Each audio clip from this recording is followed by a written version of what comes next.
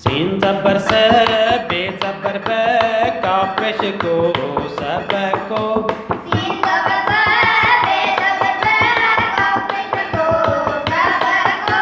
नून लिखना हमजन पे चूना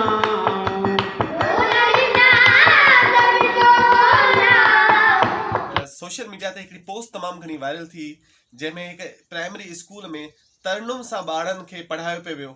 सो ही आहे उहो मोहतरम उस्ताद अदा कृष्ण लाल परमार जेको नंगर पार्कर सां तालुक़ थो रखे।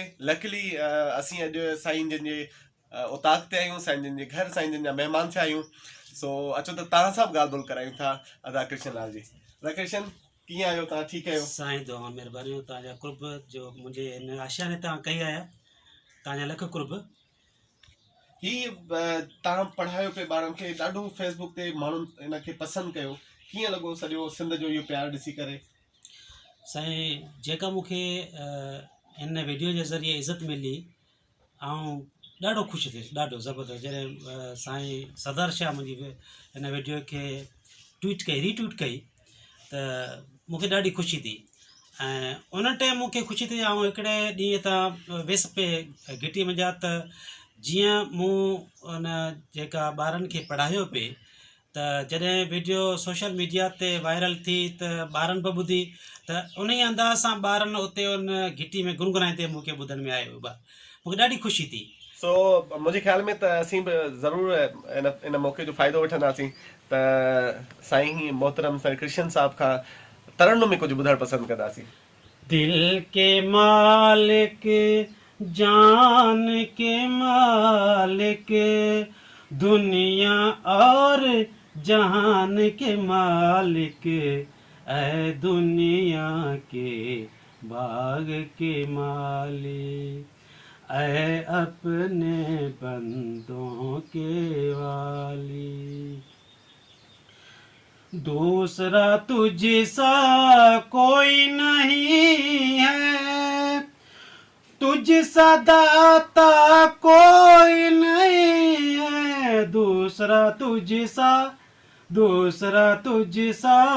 कोई नहीं है, तुझसा दाता कोई नहीं है, बख्श हमारे जिस्म को ताकत, बख्श हमें मेहनत की आदत, बख्श हमें मेहनत की आदत, ऐ दुनिया के बाग के मालिक। माशाल्लाह, ही हुयो दरअसल चौथी क्लास जो बैच जेको असां पंहिंजे मोहतरम उस्ताद साईं कृष्ण साहब जे वाता ॿुधोसीं। ऐं इहो साईं कृष्ण साहब इहो बि ॿुधाइनि पिया शायदि इन मौसीक़ी खे स्कूल्स में हाणे इन मौसीक़ी खे हाणे आंदो पियो वञे। जी इन सां तव्हां छा था सम्झो? साईं मुंहिंजे ख़्याल में त ज़बरदस्त जेका हिकिड़ी एडवांटेज मिलंदी ॿारनि खे, ऐं उहा ॿार वधीक जेके आहिनि स्कूल जा रागिर्द थींदा। ऐं जेको ही मौसीक़ी जे ज़रिए पढ़ाइजे थो, उहो त मुंहिंजे ख़्याल में घणो अरसो उहा ॿारनि खे यादि रहंदो। सही।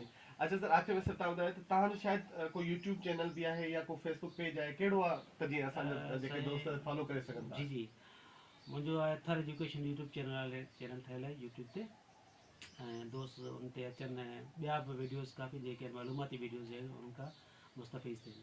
तो सर प्लीज़ फॉलो कयो ऐं ईअं ई असां त जीअं असीं हिक ॿिए खे उत्साह ॾेई सघूं। महिरबानी। हे बाब गोड़े बाबड़